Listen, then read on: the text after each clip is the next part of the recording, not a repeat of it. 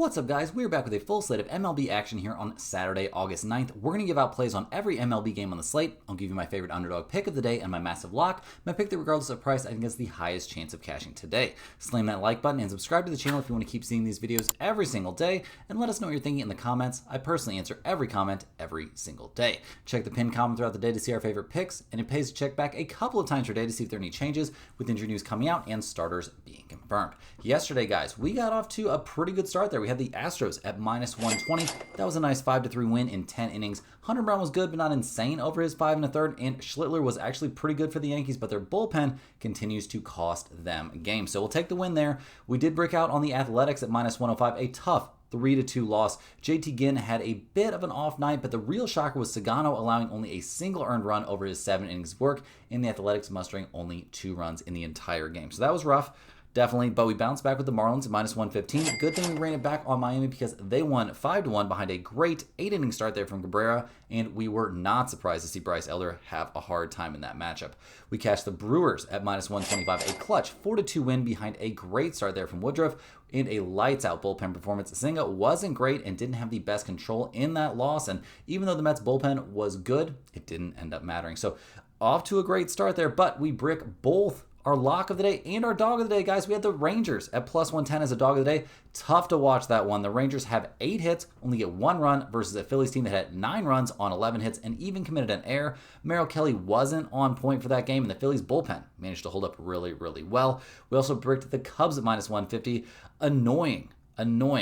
Very annoying to see both Boyd and the Cubs bullpen be so bad, and it wasn't helped by the offense coming up empty every time they threatened. The Cardinals pitching staff had an incredible game in a spot I fully expected them to struggle. So that was annoying. A rough way to end the night. Not the way we wanted that day to go, but it wasn't a disaster, but obviously, not exactly what we're wanting to see. So let's go ahead and dive back in. We've got a more than full slate out here on a very busy Saturday. Even have a doubleheader involved, and the first game of that doubleheader is our first game of the day. We've got the Miami Marlins headed to Atlanta to take on the Braves. The Marlins come into this game fresh off that 5-1 win there yesterday in Atlanta, so slam that thumbs up button if you enjoyed cashing that one with us. They'll hand the ball in this one, which is game 1 of the doubleheader, to Ryan Gusto. He's 7-4 on the year, a 4.92 ERA. His last start, 5 innings, 4 hits, 1 earned run against Washington. I would say 4 out of his last 5 starts have been excellent, with a terrible one against the Athletics mixed in. So we'll see what he does here against the Braves. He has not faced them this season. No, he hasn't faced them this year. So we'll see what he looks like, but I'm expecting him to be pretty good.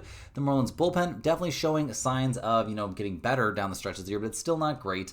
The offense, 5, 6, 6, 3, 2, and 7 over their last few games isn't terrible for a team that's 9th in batting average and 19th in runs scored. So we'll see what they do here in game 1 against the Braves, who are 48-67 on the year. They're fresh off that loss, obviously not having the season they imagined. They're going to hand the ball in this one to Hurston Waldrep. He's 1-0 this year, a 1.59 ERA. This young 23-year-old has only made 1 start this season. He was back on the second, and he was very good there against the Cincinnati Reds in a 4-2 win. So we'll see if he can back that up with another good start. Maybe, adrenaline carried him through the first start. We'll have to see. I'm expecting him to go out there and be pretty good, though. Not going to lie. So the bullpen for Atlanta, maybe they get a lot of work in this one. A 4.07 bullpen ERA doesn't fill me with tons of optimism, but maybe they can be good. There's some decent arms out there, no doubt about that. So we'll see what happens here against the Marlins. Now, the offense for Atlanta has been a problem all year long. 1-8, 4-2, 1-4-2 over their last few games. They're banged up. They're 20th in the majors in batting average. They're 24th in runs scored.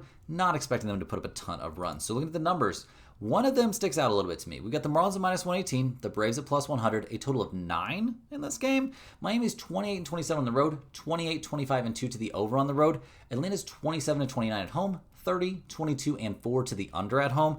I think this is an excellent spot to look at under 9. I don't think we're going to see a crazy amount of offense with these two guys on the mound, especially no run first inning is live. Under in the first 5 is also live, but my main play on this game is going to be under 9. If you're begging me for a side, I'll lean slightly towards the Marlins, but no major lean on that. Next on the docket, we're looking at the Houston Astros going on the road to take on the New York Yankees. The Astros at 65-51 on the year had to be pretty happy to have a 1.5 game lead over Seattle. They're going to hand the ball in this game to Framber Valdez, who's 11-5 on the year, a 2.83 ERA. His last start was against the Red Sox and was one of his worst starts of the entire season. 6 innings, 7 hits, 6 runs, 5 of which were earned. Other than that, he's been lights out. So I'm not expecting him to struggle like that, even in this matchup against the Yankees. Not that they've been that scary here recently. He hasn't faced New York this season, but I'm expecting Valdez to bounce back in a big way in this game. The Houston bullpen's been one of the best bullpens in the majors all season long, so nothing to be worried about there. The offense, 5, 4, 7, and 8 runs over their last few games. They've been swinging the bats pretty well. 17th in runs scored, 2nd in batting average, 12th in slugging percentage. I do think this team could be in for a little bit of positive, progression instead of regression. I think they're going to be getting a lot more runs across the plate here down the stretch. So we'll see if that happens here against the Yankees, who are straight up not having a good time. Apparently Stanton could make his return to the outfield here on Saturday, so cool, I guess. We'll see if that matters. The Yankees having a bad time, guys. They've lost, 6 of their last 7 games. They are now a full 7 games back there in the AL East. That's crazy. They're going to hand the ball here to Luis Gil. He's 0-1 on the year, a 13.50 ERA after his first start of the season there on the 3rd, where he got dismantled over 3 1/3 innings by the Marlins. So now he's got to go against the Astros. I'd say they're a better offensive team than the Marlins, so that's a concern. And maybe bigger concern is how bad the Yankees bullpen's been here recently. A 2.46 bullpen ERA.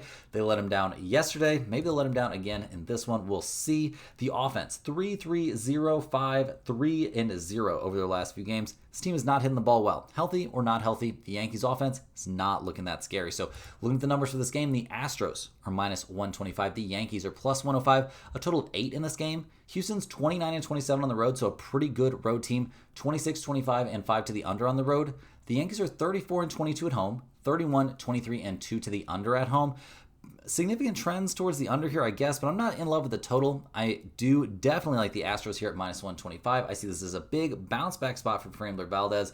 I'm not too high on Luis Gil. I'm not too high on that Yankees bullpen. Definitely give me the Astros in this one. Next on the docket, we've got the Washington Nationals headed to San Francisco to take on the Giants. The Giants and Nationals are actually playing right now. They're in the top of the 7th inning with the Nationals down 4-0. They're going to hand the ball here to Brad Lord. Obviously, this team hasn't been having a good season. Brad Lord, a 3.42 ERA. His last 3 outings have all been starts, and it's been a little bit of a mixed bag. 2 pretty good starts and then a bad start. So, yeah, we'll see if he can bounce back from getting shelled by Milwaukee his last time out. Going up against the Giants, probably not the scariest, but we'll see what he can do. This is definitely somebody they'd love to see develop into a great starter. It's possible. I'm not going to say that it's super likely. The Washington bullpen has been a huge problem. It's been the worst bullpen in the MLB all season long, so we'll see how that goes. It's been pretty bad this year, obviously. And the offense hasn't been too much better. They've been in quite the slump recently, and over the course of the year, pretty mediocre. 20th in runs scored, 24th in slugging percentage. Not the scariest team at the plate. So we'll see what they do here in San Francisco. The Giants at 58-57, they're still kind of in the mix. They're going to hand the ball in this game to Carson Weisenhunt. He's 1-0, a 4.35 ERA. This is only his 3rd start of the season. His last time out on the mound was back on the 3rd. 5 1/3 innings, 3 hits, 2 runs, 1 of which was earned in a 12-4 win against the Mets. I'm sure that feels pretty good. So we'll see if he can build on that a little bit here going up against the Nationals. Not the scariest team to face, so we'll see what this young 24-year-old can do out there on the mound. The Giants' bullpen's been excellent this season. That has not been the problem. The real problem has been their lack of offense. I mean, over the whole season, guys, they're 21st in runs scored. That's despite getting off to an insanely hot start early in the year where they were just hitting the crap out of the ball, and it was like, they weren't even hitting it that hard. They were just scoring a lot of runs somehow despite not having great numbers. So they were getting a little bit lucky. That luck seems to have run out. So looking at the numbers, guys, the Nationals are +135. The Giants are -160. We've got a total of 8 in this game. The Nationals are 23-33 on the road, 29-24-3 to the over on the road. The Giants are 28-26 at home, 32-21-1 to the under at home.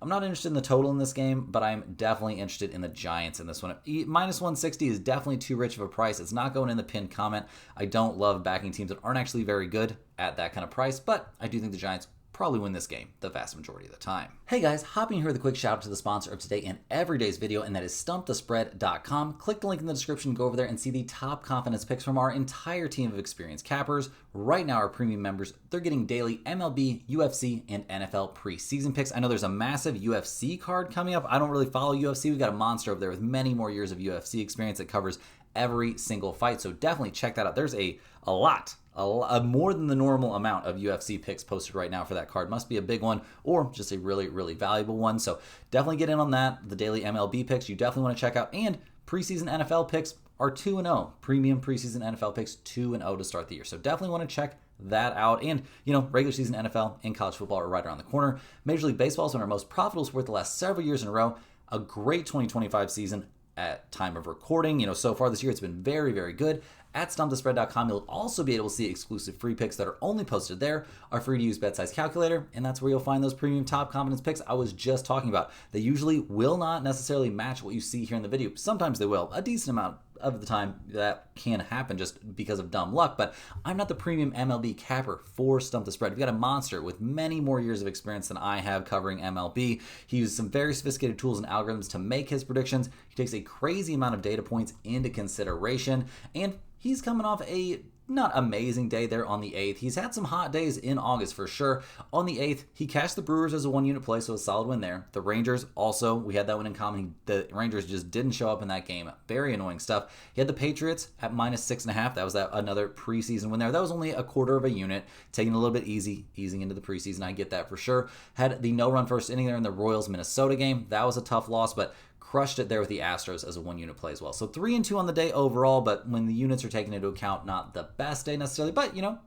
not that bad. Not that bad. Definitely not a problem. So guys, you definitely want to check that out. Also, you got to get over to stumpthespread.com to get on that free email list. It's great information straight to your inbox every single day. All you got to do is go up there and sign up for a free account. Click the link in the description. Go over to stumpthespread.com, set up a free account. All they need is your name and your email address. That's it. That'll get you one email straight to your inbox or spam folder. So check the spam folder, but straight to your inbox every single day with at least one free pick, oftentimes two. Usually it'll be like an MLB pick and a WNBA pick, or a MLB pick and an NFL preseason pick, something like that. Also tons of information on niche sports betting like golf, NASCAR, tennis, all that kinds of stuff. You name it, it could definitely be in there. Also UFC is often included in those emails. So definitely check that out. Parlays are in the mix too there. So definitely check that out. It's absolutely free and has a great value every single day. Also, if you're a huge fan of what we're doing here every single day, click that little join button right below the YouTube video here to become a YouTube channel member. Channel members get early access to all of our videos. They get a name on screen in every video, and maybe more importantly, they get access to our members only giveaways. We give away at least one Stump the Spread hoodie here every single month to channel members, or every single week to channel members. So definitely sign up for that if you're interested. I appreciate all my channel members. Thank you guys for being down there. I'm always happy to see those comments with the little logo pop up next to them. So guys, I appreciate all of you, but we got to go ahead and jump back in here. We've got a ton of games to cover on a loaded slate here on Saturday. And next up, we're looking at the Los Angeles Angels headed to Detroit to take on the Tigers. The Angels come into this game fresh off a tough 6-5 loss there in game one of this series at 55-61 on the year. Things are fading there for the Angels. They're going to hand the ball here to Yusei Kikuchi, who's 5-7 on the season, a 3.22 ERA. He's coming off an excellent start against Tampa Bay. 6 innings, 4 hits, 1 run allowed in a 5-1 win. So good stuff there. We'll see what he can do here against the Tigers. Obviously not the easiest team, but also maybe not the scariest team to face right now. The last time he faced them was back in early May, and he was very good over his 5 innings, but they eventually lost that game 10-4 there, the Angels did. So not great. The Angels' bullpen's been a huge problem this season, one of the worst 5 bullpens in all of Major League Baseball. The offense, 5-4-3, 5-8-0 over their last few games. This is a team that can have some weirdly good power numbers at times, but they are 16th in the majors in runs scored and 27th in batting average. Definitely not one of the scariest offenses out there. So we'll see what they do here against the Tigers, who at 67-50 on the year have a 6-game cushion out there in the the AL Central, which hasn't been the scariest this year. They're going to hand the ball here to Charlie Morton, Uncle Charlie, newly acquired or newly-ish acquired, 7-9, a 5.20 ERA. He looked like quite the veteran, going out there and dominating the Phillies. 6 innings, 4 hits, 1 earned run in his last start there, or his most recent start and his first start here for his new team. So we'll see what he can do in this matchup. I'm expecting him to go out there and be very competent. That's kind of his whole gig. The Tigers bullpen, they could use it. They need him to soak up some innings because the bullpen has been really bad here down the stretch. That's a big concern for this team headed towards the playoffs. The offense, 6-4-3, 6-0-7 over their last few games. Not swinging the hottest bats, but they're 7th in the majors in runs scored and 8th in slugging percentage of the season for a reason. So looking at the numbers here, guys, the Angels are plus 120. The Tigers are minus 140. We've got a total of 8.5. The Angels are 25-30 on the road, 28-25-2 to the over on the road. Detroit is 37-23 at home, 28-27-5 to the under at home. In terms of the side for this game, I'm going to be leaning a bit towards the Tigers. Minus 140 seems a little bit expensive in this spot with Uncle Charlie on the mound, but I do think he'll go out there and have a pretty good time in this start. So I don't mind the Tigers here. In terms of the total, I'm going to lean just a bit towards the over with these two guys on the mound and a pretty low number, but none of this, guys, is going in the pinned comment. Cruising through these games, we've got the Cincinnati Reds headed to Pittsburgh to take on the Pirates. Now the Reds, they're having a rough time. They lost 3 straight, lost the first 2 games of the series, losing 3-2 in that last one. Oof, that's pretty tough. They're going to hand the ball in this one to Nick Martinez. He's 9-9, a 4.66 ERA. His last start his last time on the mound actually wasn't a start. He came out of the bullpen there against the Cubs and was not good, giving up 2 earned runs over 2 1/3 innings. They did still win that game 3-2. They are 5-0 the last 5 times he's been on the mound. He's throwing the ball relatively well. I'm not expecting him to look terrible out there. We'll see what he can do here against the Pirates. Obviously not the scariest offense necessarily. The last time he faced them, 6 innings, 4 hits, 1 earned run. It was eventually a 1-0 loss. That was all the way back in late May, though. So it's been a while. We'll see how he does in this one. The Reds bullpen, it's been okay. It's looked great at some points this season, but right now a 4.01 bullpen ERA does not fill me with tons of optimism. The biggest problem right now is those bats are ice cold. 2, 0, and 1 run scored over their last 3 games. They're 16th in the majors in batting average, 12th in runs scored. They've had some hot, games. They've had some hot stretches this year, but it hasn't looked great recently. So we'll see what they do here in Pittsburgh, taking on the Pirates, who at 51-66 on the year don't have a ton left to play for, but they're going to hand the ball here to Braxton Ashcraft. He's sporting a 3.24 ERA. His last time on the mound was a bullpen appearance, and yeah, this is a bullpen guy. So we're looking at a bullpen start here from the Pirates. His last time on the mound, 2 1/3 innings, 5 hits, 2 earned runs allowed against the Giants. He hasn't been lights out his last couple of times out there, so we'll see if he can bounce back a little bit. In terms of history against the Reds this season, he does not have any. So we'll see what this young 25-year-old can do out there. The bullpen may need to try and pull him out of the fire. A 3.91 bullpen ERA there for the Pirates. Doesn't fill me with tons of optimism, but the Reds are swinging some pretty cold bats. Speaking of cold bats, the Pirates have been swinging cold bats all year long. They're still the lowest scoring team in the majors right now. 3-7, 2-1, 5-9, and 5 over their last few games. Not the hottest hitting, and that includes some games there against the Rockies. So we'll see what they can do in this one, guys. Looking at the numbers, the Reds are -125, the Pirates are +105. We've got a total of 8.5. Cincinnati's 27-30 on the road, 31-25-1 to the under on the road. The Pirates are 33-27 at home, 31-28-1 to the under at home. No play here on the total, guys, but I do like the Reds at -125. A good amount here with Nick Martinez on the mound. A bullpen start for the Pirates doesn't sound great. Their offense has been pretty bad. I know the Reds' bats have been ice cold, so we'll see if this does make it to the pin comment or not, but I do think the Reds are certainly the side you want. Next up, we've got the Sacramento Athletics headed to Baltimore to take on the Orioles. The Athletics let us down yesterday with that tough 3-2 loss. Rough stuff there. They're going to hand the ball here to Jack Perkins. He comes in this game sporting a 3.97 ERA. He's normally been a bullpen guy. They did let him have the start his last time out, and he got knocked around a little bit there by the Arizona Diamondbacks. So we'll see what he can do here against Baltimore. The Athletics, maybe they're just trying stuff at this point, but getting this young 25-year-old a few starts at the end of the year certainly makes some sense. Their bullpen, it's been atrocious. Don't get me wrong. Third worst in the majors at time of recording, and maybe getting worse. We'll see. The offense, 2, 6, 1, 16, 4, 2, and 5 over their last few. Very inconsistent, and that's kind of what you would expect for a team like this. They're 6th in batting average in the majors, 5th in slugging percentage, but 13th in runs scored, and you really can't count on them on a night-to-night basis. So we'll see what they can do at Camden Yards, taking on the Orioles, who are 53-63 on the year. They have won 2 in a row. They're going to hand the ball this one to Brandon Young, who's 0-5 this season, a 5.88 ERA. His last start, 4 2/3 innings, 5 hits, 2 runs, none of which were earned there at Wrigley Field, but over his last 5 outings, the Orioles are only 1-4. He did have a pretty good start there against Baltimore in that one they lost, or in that one that they won, and he got shelled by the Marlins at some point recently. We'll see what he can do in this matchup against the Athletics. I'm not expecting miracles. We'll see. Now, the Orioles bullpen, a 4.77 bullpen ERA, right down there with teams like the Athletics, and the offense, 3-5-0, 3-3, and 4. This is not the same team as last year, guys. This has been a drastically reduced offense. So look at the numbers, guys. The Athletics, they're -105. The Orioles are -115. We've got a total of 10 in this game. Sacramento, or I guess I should say the Athletics, they're 28-32 on the road, 29-25-6 to the over on the road. Baltimore's 27-27 at home, 29-23-2 to the over at home. With both teams showing trends towards the over, this feels a little bit sketch, but I would definitely lean under 10 in this spot. I don't love it necessarily, but that would be my lean on the total. In terms of a side, I think this could be a bounce back situation for the Athletics, but I don't like either one of these starting pitchers at all, so we're going to stay far away from this game. Next on the docket, we've got the Cleveland Guardians headed to Chicago to take on the White Sox. The Guardians actually playing some of their best ball of the year. They've won, 8 out of their last 9. Won game 1 of this series, 9-5. They're going to hand the ball here in game 2 to Joey Cantillo. He's sporting a 4.37 ERA. His last, time on the mound, 5 2/3 innings, 6 hits, 4 earned runs allowed there against Minnesota. So that's not great. The last time he faced the White Sox, also a bit of a struggle. 5 1/3 innings, 7 hits, 4 earned runs in that one. This young 25-year-old hasn't been super consistent. We'll see what we get from him in this one, but I'm not holding my breath for a great start. The Cleveland bullpen, though, seems more than capable of pulling things out of the fire if they need to. A 3.55 bullpen ERA. They've been solid this season. And the offense, maybe it's coming around a little bit. 9, 4, 3, 7, 4, and 5 over their last few games. Definitely steps in the right direction for a team that's last in the majors in batting average this season and 28th in on-base percentage. So we'll see what they can do here against the White Sox, who have now lost 5 in a row. They're going to hand the ball here to Sean Burke. He's 4-8 on the year, a 4.23 ERA. His last start, 5 innings, 5 hits, 3 earned runs against the Angels in an 8-5 loss. He's actually been okay over his last 4 outings, one of which was a bullpen appearance where he wasn't great. I don't know. The last time he faced Cleveland, 5 innings, 3 hits, 2 earned runs, and a 6-2 loss. So we'll see what happens. The White Sox bullpen's been getting better and better. It's actually fairly respectable, a 3.80 bullpen ERA.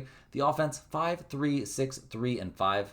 All in losses. So we'll see how this goes for a team that's 27th in runs scored and 29th in batting average. So looking at the numbers, the Guardians are minus 140. The White Sox are plus 118. We've got a total of 8.5. Cleveland's 30-28 on the road, 30, 23, and 5 to the under on the road. The White Sox are 24-32 at home, 29, 22, and 5 to the over at home. I would lean more towards the under than the over in this game, but I'm definitely going to lean towards the Guardians at minus 140. Even with Cantillo on the mound with some semi-negative history, this team seems on a mission, like they're on a mission right now. The White Sox are kind of on a mission to go the opposite direction, so give me the Guardians at minus 140 as a small lean. Rolling right along, we've got the Kansas City Royals headed to Minnesota to take on the Twins. The Royals, 57-59 on the year. They've lost 3 out of their last 4. Things are straight up not working out for Kansas City. They're going to hand the ball here to Noah Cameron. He's 5-5 this season, a 2.68 ERA. His last start, 6 1/3 innings, 6 hits, 4 earned runs surrendered there at Toronto, and a 4-2 loss. We'll see what he can look like here against the Twins. He had been throwing the ball relatively well there for a bit. Going up against Minnesota, probably not the scariest. He did face them back in late May and was very good, but that was kind of a different looking Noah Cameron at that point. So we'll see what happens here for the Royals bullpen. A 3.79 bullpen ERA. Certainly that's not the problem. The real problem has been their lack of offense this season. 4-7-2, 6-7-2 over their last few games is honestly pretty hot hitting for a team that's 28th in the majors in runs scored and 26th in on-base percentage. Not exactly killing it. So we'll see what they can do here up north, taking on the Twins, who have won 4 out of their last 5 now. They're going to hand the ball to Bailey Ober, who's 4-6 this season, a 5.38 ERA. He's looked great at some points this year, but recently it has been rough. I would say over his last 5 starts, really, at least it's been terrible. I mean, I don't have anything positive to say. The Twins are 0-5 over those starts. Like, he is not throwing the ball well at all. We'll see what he can do here against the Royals. He faced them back in late May and was actually very good in that outing, but did give up 7 hits, so I had to pitch out of trouble quite a bit. We'll see what he's got left in the tank for this one. He's going to need to be really good because that Twins bullpen's been atrocious. A 4.37 bullpen ERA has been a big part of their struggle, but the reason they've been better here recently is the offense is red hot. 9, 9, 6, 3, 5, and 4 over their last few games. Very respectable for a team that's banged up and is only 22nd in the majors in runs scored and 20th in on-base percentage. So looking at the numbers, the Royals are actually minus 120. The Twins are plus 100. We've got a total of 8.5.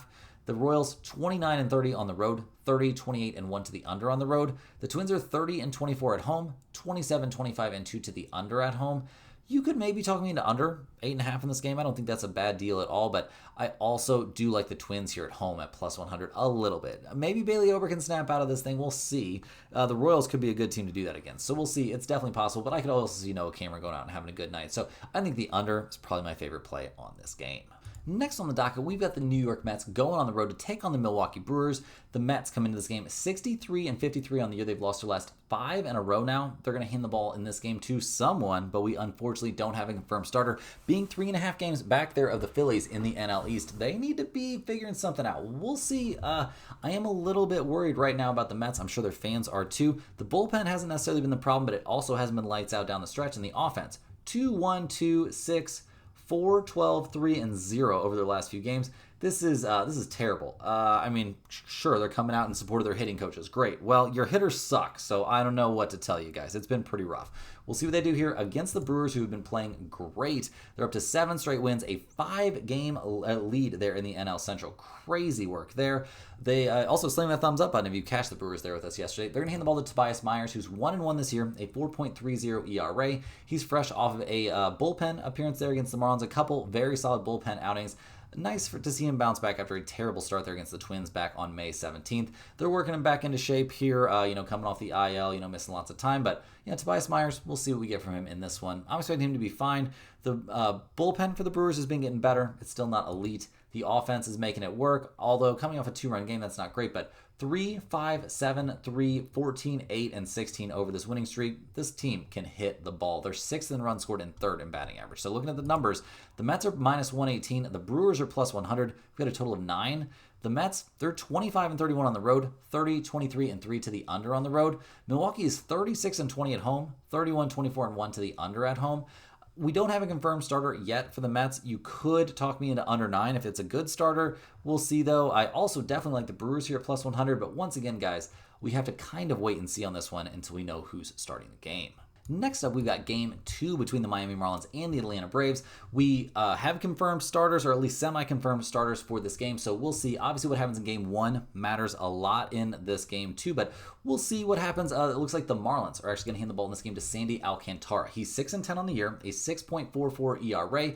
His last start, he got absolutely shelled there by the Houston Astros, although he did have some very good innings in there. The Marlins eventually lose that game 8-2. He did have a couple good starts before that. He's been eating up some innings, so that's a positive. We'll see what he can do here against the Braves. As he faced Atlanta, he did face Atlanta earlier this season. He was okay. 6 innings, 6 hits, 3 earned runs, and a 5-3 win. So we'll see. Obviously, Alcantara hasn't been my favorite guy to back this season. The Marlins bullpen's been decent. We're not going to break down this whole game again.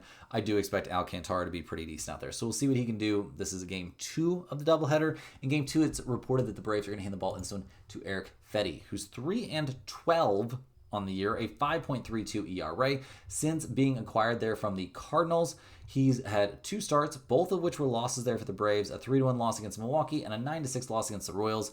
He wasn't super sharp in either one. His last time out, though, 5 1/3 innings, 3 hits, 3 earned runs allowed there by the, against the Brewers. Isn't the worst start in the world, so I guess I'll give the guy a little bit of slack, but not a big Fetty fan over here.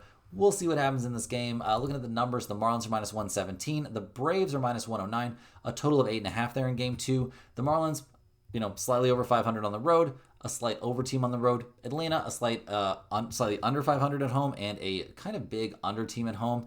I'm going to lean a bit towards over 8.5 in this game, but I don't love that. Much better than that. I like the Marlins at minus 117. Fading Fetty, given his record and given how bad he is, has never been the worst idea. So definitely think this is a very good spot to take the Marlins, or would be if it wasn't Alcantara on the mound. Next up, we've got the Chicago Cubs headed to St. Louis to take on the Cardinals. The Cubs let us down yesterday big time. Very annoying to see them get shut out 5-0. At 66 and 49, things are falling apart. They're 5 games back now of Milwaukee in the NL Central. They're going to hand the ball in this game to Colin Ray, who's 8 and 5 this season, a 4.23 ERA. His last time on the mound, 4 2/3 innings, 5 hits, 2 earned runs, and a 5-3 win against Baltimore, but he didn't have his best stuff and honestly hasn't been throwing the ball incredibly well here for 3 or 4 starts. So we'll see how things go for him going up against the Cardinals. He was great against them in early July, so maybe this is a bounce back spot for Colin Ray. We'll see.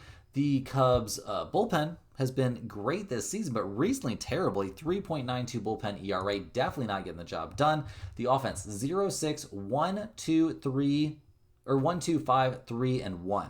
Not hitting the cover off the ball, guys. They are currently 2nd in runs scored, 8th in batting average, 3rd in slugging percentage, but not swinging the bats like that right now. They're taking on a Cardinals team that's playing a little bit better. They've won 3 out of their last 4. They're going to hand the ball in this one to Andre Palante, who's 6 and 8 this year, a 4.57 ERA. His last start was against the Padres. He was actually very good, and his last 2 starts in a row have both been excellent. Now, before that, he was slumping pretty hard, so we'll see what he can do here against the Cubs. He had a pretty good start against them back on June 26th. 5 innings, 7 hits, and 2 earned runs in a 3-0 loss, though. Doesn't exactly fill me with tons of optimism. The Cardinals' bullpen's been good, a 3.64 bullpen ERA. They did a great job of getting better out there in the pen as the season progressed. The offense is kind of humming along. 5, 6, 3, and 3 over their last few, though, is not looking anything like what we saw from this team in the super early going. So look at the numbers. The Cubs are minus 115. The Cardinals are minus 105. We've got a total of 8.5. The Cubs are 30 and 26 on the road, 29, 23, and 4 to the over on the road. The Cardinals are 32 and 24 at home, 29, 23, and 4 to the over at home. I think this is a spot where we're probably going to have to run it back on the Cubs. That doesn't always feel great, but let's keep in mind, we did just run it back on the Marlins. That worked out. We're likely to run it back on the Cubs in this one. I don't think we're going to see the Chicago offense get shut out again. I don't think we're going to see Palante be amazing. I doubt we see the bullpen be amazing. And Colin Ray has great history here against the Cardinals. So give me the Cubs on the road at -115. Cruising along, guys, we've got the Philadelphia Phillies headed to Texas to take on the Rangers. The Phillies came up with the very comfortable, well, I guess it didn't comfortable initially at the end, but a 9-1 win against the Rangers in Game 1. They're going to hand the ball in Game 2 to Jesus Luzardo, who's 10-5 this year, a 4.32 ERA. He's coming off a decent but not great start there against Baltimore. 6 innings, 5 hits, 3 earned runs. He did strike out 7, but also gave up a couple home runs and was eventually a 13-3 win. So he was good. He's been good in 2 starts in a row. This is a guy that's good until he's absolutely terrible. So we'll see which version of him we get here against the Rangers. He hasn't faced the Rangers this year, so we'll see how that looks. The bullpen for the Phillies has not been great. They were good yesterday, though, a 4.34 bullpen ERA. Okay, congrats on that. The offense, 9-1, 5, 13, 2, and 5 over their last few games. They've been in the ball pretty well. They're 9th in the majors in runs scored, 4th in batting average. This is definitely a scary offense. That bullpen, though, is also pretty scary in a bad way. They're taking on the Rangers in this game, who are 16-57 on the year. Got to fight for every win. They have lost 2 in a row. They're going to hand the ball here to Jacob deGrom, who's 10-4 on the season, a 2.80 ERA. His last start, 5 innings, 4 hits, 5 earned runs there against Seattle in a game we did see the Rangers lose, and his last 2 starts have not looked good at all. The Rangers are only 1-4 over his last 5 outings. That's a bit concerning. He hasn't faced the Phillies this season, but I am certainly worried about Jacob deGrom at this point. The bullpen for the Rangers, that's not a problem. They've been solid this year. Don't worry about them. I do worry about the offense, though. 1, 2, 2, 8, 4, 6, and 3 runs over their last few games. Not necessarily amazing numbers. They are 23rd in the majors in runs scored and 28th in batting average this season. Not what I would term a scary offense. So looking at the numbers for this game, the Phillies are plus 115. The Rangers are minus 130. We've got a total of 7 out there. The Phillies are a 500 road team. They're 33-20 and 3 to the under on the road. The Rangers are 36-21 at home, 37-19 and 1 to the under at home. That's an MLB best to the under. I do think under 7 is live in this game. I won't be taking that's too small of a number. I'm not getting involved in that, especially here deep in the season. In terms of a side, I actually like the Phillies here a decent amount. deGrom's been really struggling here recently. Down the stretch, he has not looked like himself. I'll take the Phillies backing a possible good Jesus Luzardo start here. Doesn't sound as scary as it normally does. So the Phillies at plus 115 could end up being our dog of the day. Next on the slate, we've got the Colorado Rockies headed to Arizona to take on the Diamondbacks. The Rockies took the 6-1 loss there yesterday. Doesn't seem like they're bouncing back at all after that terrible, horrendous, embarrassing series there against the Blue Jays. They'll hand the ball in this one to Bradley Blaylock. He's 1-3 this year, a 7.68 ERA. This young 24-year-old right-hander didn't have a great time his last time out. Got murdered there by the Pirates. He has had some good starts, but has always been giving up a lot of hits, and that does not exactly bode well here going up against the Diamondbacks. Even though they're not nearly the offense they were before, being gutted prior to the trade deadline, they are still a team that can definitely hit the ball. So we'll see how that goes. I'm not exactly expecting miracles there. The Rockies bullpen's been terrible all year long, one of the worst bullpens in the majors. That's not going to be news to anyone, and the offense looking historically bad. 1-1, 4-1, 5-8 over their last few games. They're currently 29th in the majors in runs scored. They are 24th in batting average, 30th, dead last in on-base percentage. This is not a good offensive team here. They're taking on a Diamondback squad that, gutted at the trade deadline, 55-61 on the year, but they're still trying, it looks like, putting up that 6-1 win. They'll hand the ball on this one to Eduardo Rodriguez. He is 4-7 this season, a 5.53 ERA. He's had a pretty mediocre year. He is coming off a very good start. I guess 2 out of his last 3 starts have been good, but I'm not going to say this guy's had a very good season. It has been a little bit rough out there, kind of like it was for the entire rotation. He hasn't faced the Rockies this season, so we'll see how that goes. And the Arizona bullpen's horrendous, one of the worst 3 or 4 bullpens in all of the major leagues. So you would normally be expecting a lot of offense. We'll see if that happens. Only 7 runs total scored in the last game. Arizona obviously not looking anywhere near the team that they were earlier in the season. So we'll see what they can do at the plate in this game. I'm not expecting them to have a terrible time, but I'm also not exactly expecting it to be amazing. So looking at the numbers, the Rockies are plus 195. The Diamondbacks are minus 235. We've got a total of 9.5. The Rockies are 14-42 on the road. That's an MLB worst road mark. 33-22 and 1 to the under on the road. The Diamondbacks are 27-30 at home, 27-26 and 4 to the over at home, but this is a completely different team than the team that compiled those numbers. So, that's crazy to see the Diamondbacks at minus 235 favorites against anyone. I won't be getting involved in that, so I guess by default I'm on the Rockies at nearly 2-1, but don't love that either. In terms of the total, I will lean slightly towards the over, but I'm also not in love with that, guys. This is a game I'm more than happy to just stay away. Next, we're going to take a look at the Boston Red Sox headed to San Diego to take on the Padres. The Red Sox and Padres are playing right now. They're in the top of the ninth with Boston up 8-2, so looks like they're probably going to come with the win in Game 1 of this series, and at 64-52 on the year, they're only 4 games back there of Toronto, who's currently down 5-1 against the Dodgers, so this could be a nice spot for Boston to gain a full game. They're going to hand the ball in Game 2 of this series to Lucas Giolito, who's 8-2 this season, a 3.57 ERA. He's coming off an amazing start there against the Astros. 8 innings, 3 hits, 1 earned run allowed. The last 2 times he was on the mound, he's been excellent. Now, the fact he went 8 innings in his last start does worry me a little bit. Let's see if there's another instance where he had a very long, extended start and how he did after that. Yeah, it doesn't look like there's tons. I mean, anytime he's going like 7, he went 7 and 2/3 innings against the Nationals, then a great start against the Rockies. So seems like this is a guy that's not bothered by that. We're going to operate under the premise that he's going to be totally fine out there. The Red Sox bullpen's been excellent this season, top 4, top 5 in the majors. That's not a problem. The offense, I mean, they came with 8 runs in Game 1 of this series. Seems like they're hitting the ball just fine. I'm expecting good things from this offense down the stretch. They've been a very solid team at the plate this season in general. 7th in batting average, 4th in runs scored. So we'll see what the Padres can do about that. San Diego's been playing well down the stretch, putting some pressure there on the Dodgers. Only 2 games back at time of recording. They're going to hand the ball in this game to Michael King. He comes into this one 4-2 on the season, a 2.59 ERA. His last start, 5 1/3 innings, 6 hits, 4 runs, 3 of which were earned in a 6-1 loss there against the Mariners. So not great. He has been pretty decent, though, over his last 5 starts. Got to give him credit there. But these starts, guys, happened all the way back in May and April. He's coming off the IL. We'll see what he looks like, but I am certainly a little bit concerned here. I mean, obviously a shoulder issue, not usually great, but he's back. We're going to see how things go. Michael King back out there on the mound for the Padres. Now, their bullpen, if they have to jump in and take over, has been the best bullpen in baseball down the stretch. A 2.99 bullpen ERA. Excellent. The offense has actually been hitting the ball a little bit better recently, but I'm not going to get too jazzed up about you having a good series at the plate against the Diamondbacks, and it wasn't even that good, actually. And over the course of the year, this offense has been pretty middle of the pack or worse. I mean, 24th in runs scored, 10th in on-base percentage, that's great, 11th in batting average, that's great. 25th in slugging percentage, though, that leaves a lot to be desired. So looking at the numbers, guys, the Red Sox are plus 130. The Padres are minus 155. We've got a total of 8 out there. Boston's 25-30 on the road, 29-25-1 to the over on the road. The Padres are 36-19 at home, so very good at home. 31-22-2 to the under at home. I think this is a very solid spot to back the Red Sox at plus 130. I'm not backing Michael King right now. Sorry, buddy. Not going to be able to do it. Obviously, that Padres bullpen's amazing, but their offense is terrible. And I think the Red Sox find a way to get on the board early and often. And Giolito, guys, he's no joke. So definitely give me the Red Sox here at plus 130. Another nice underdog that looks very appealing. Cruising right along, we're looking at the Toronto Blue Jays headed to LA to take on the Dodgers. The Blue Jays come into this game. Well, I guess they're playing right now, and the Dodgers are up 5-1 there in the top of the ninth. So it looks like Toronto's probably going to lose. They're going to hand the ball in this game to Chris Bassett. He's 11-5 this season, a 4.12 ERA. He's coming off a lights-out performance there against the Royals. We did eventually see the Toronto Blue Jays lose that game 7-4 in extras, but it was not Bassett's fault. He was very, very good. So we'll see what he can do here against the Dodgers. Obviously, a pretty tough team to face. Bassett has been very solid this year, though, guys. Definitely been very solid. We'll see what he looks like in this one.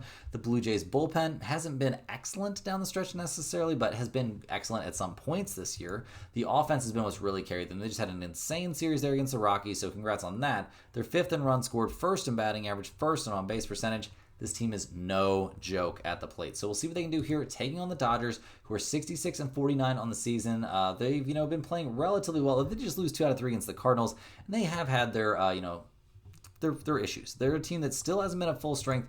We'll see what Blake Snell looks like in this game. He's 1-1, a 3.21 ERA. This is only his 4th start of the season and his second since coming back off the IL. His first one, 5 innings, 5 hits, 3 earned runs allowed there in a 4-0 loss at Tampa Bay. He's going to need to be a little bit better than that. The bullpen for the Dodgers has definitely gotten better since the trade deadline. We'll see if that can continue. In the offense, guys, I mean, it's been historically good, but right now it's been slumping a little bit, all the way down to, I guess they're still 1st in runs scored, but 5th in batting average. We'll see what they can do coming off a game where they've scored 5. I don't think they're swinging the coldest bats. So look at the numbers, guys. The Blue Jays are plus 140. The Dodgers are minus 165. We've got a total of 8.5. Toronto's 30-29 on the road. 30, 26, and 3 to the over on the road. The Dodgers, they're 36-23 at home, 34, 23, and 2 to the over at home.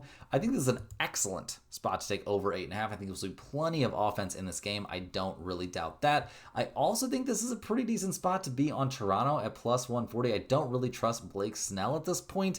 We'll see what happens with that, but I think the over in this game is very, very live. Last but not least here, guys, we've got the Tampa Bay Rays headed to Seattle to take on the Mariners. The Rays at 57-60 on the year haven't exactly lived up to the expectations they built for themselves in the early season. They're going to hand the ball in this one to Joe Boyle. He's 1-1, a 2.30 ERA. His last start was against the Dodgers. 5 innings, 3 hits, no runs allowed. So a very good outing by him. Unfortunately, the Rays lose that game 3-0. No run support coming through. This is his third straight start, so we'll see how things look this time on the mound. I'm expecting him to be fine. Am I expecting him to be great? Seems like a bit of a stretch. The Tampa Bay bullpens looked good here recently, a 3.69 bullpen ERA. That hasn't been the problem. The problem has been the offense evaporated. 2-5-7, 1-0-4, 0-4-4, and 5 over their last few games. Not going to get the job done, guys. You're 11th in the majors in runs scored, 10th in batting average, but you are not swinging the bats like it right now. So we'll see what they can do here against these Seattle Mariners, who are 64-53 on the season. They've won 5 in a row. They're only a game and a half back right now of the Astros in a very tight race out there for the AL West. They're going to hand the ball to Logan Evans. This young 24-year-old's 5-4 on the year, a 4.30 ERA. His last start was against the Rangers. 5 innings, 5 hits, 3 earned runs allowed, and a 5-4 win. That's good enough to get the job done, but just barely. So we'll see what he can do in this matchup going up against the Tampa Bay Rays. Probably a tougher team at the plate than the Rangers. We'll see. He hasn't faced them yet this year, so we'll see how that goes. The Mariners bullpen, it's been solid all year long. A 3.68 bullpen ERA. Not going to be complaining about that. The offense drastically reshaped after last season, but recently it's been a little bit sketch. 3, 4, 8, 8, 5, 4, 4, and 6 over the last few games. Cal Raleigh hitting another home run. That's great. MLB leading 43rd homer. Hit by a catcher. You'll love to see it. But this offense isn't really getting me too hot and bothered right now. So looking at the numbers, guys, the Rays are plus 110. The Mariners are minus 130. We've got a total of 8 out there. Tampa Bay's 25-29 on the road. 30, 22, and 2 to the under on the road. The Mariners are 34 and 25 at home, 29, 26, and 4 to the over at home. I'm not going to be taking the total in this game. I will lean, however, towards the Mariners. They're playing their best ball of the year, and minus 130 is not a terrible price. I think there's a very reasonable shot to get the job done here at home against Joe Boyle, a guy that's not even that used to being a starter. Guys, that's all the games we have here for today. Hit that like button for good luck on all of your bets, and subscribe to the channel if you're new. Let me know in the comments any questions you have on today's slate. I'm more than happy to get back to you. I appreciate everyone watching these videos every single day. Big shout out to you. Click the link in the description if you're interested. Head over to stumpthespread.com. Check out all the good free stuff we offer over there every single day. Check out the premium picks. Definitely, if you're interested in, making any crazy, doing any crazy stuff around the UFC stuff that's going on tomorrow. There are a ton of picks in there for that. So definitely consider signing up for a premium membership. Check out the free stuff though as well. And guys, we'll see you right back here tomorrow. Same time, same place for more sports betting action.